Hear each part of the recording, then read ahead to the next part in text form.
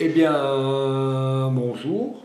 Alors aujourd'hui, j'ai beaucoup de messages sur Facebook et sur YouTube de me dire pourquoi tu fais pas un jour un tour de cartes expliqué. Donc, c'est ce que je vais faire, c'est faire un tour et après, je vais vous l'expliquer. Un tour, rien de bien compliqué. Je vais demander à mon spectateur, enfin à la rigueur moi puisque j'en ai pas, de couper le jeu. Ce que je vais faire, c'est que je vais fermer la coupe, mais en gardant un repère. Depuis le début, sous mon tapis, j'ai une carte prédiction, qui est là depuis le début. Et pourtant, croyez-le ou pas, la carte de votre coupe s'avère être exactement la même que ma carte de prédiction. Et vous pouvez voir que toutes les cartes sont différentes. Alors maintenant, pour les explications, rien de très compliqué. Dans un jeu, vous allez prendre une carte. Moi, j'ai pris le roi de pique.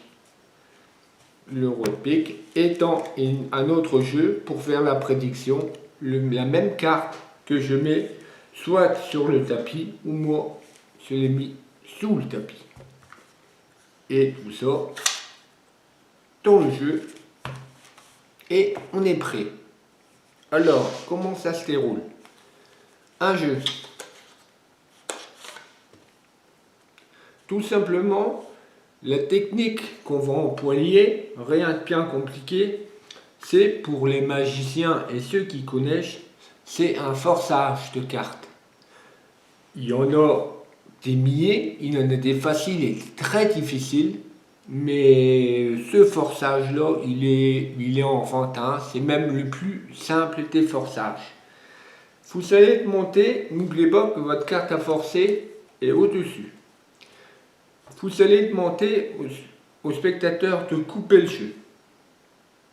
Il va le faire.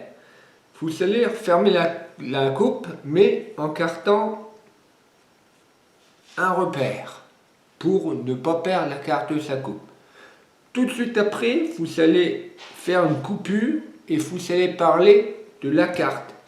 Vous allez dire que depuis le début, sous le tapis, il y a une seule carte de prédiction que vous mettez là. Et attention, c'est très important de faire une coupure et faire l'aparté. Car si on ne la fait pas, c'est comme si qu'en fait, qu'on coupait, la partie en dessous, on la mettait au-dessus, et en fait, on récupérait la carte tout dessus. Donc le spectateur l'aurait vu. Mais rien qu'en lui disant de couper, vous mettez un repère et là vous faites une pause et vous lui parlez d'autre chose pour que voilà, là vous lui parlez de la carte de prédiction que vous avez pour que en fait qu'il oublie la première partie.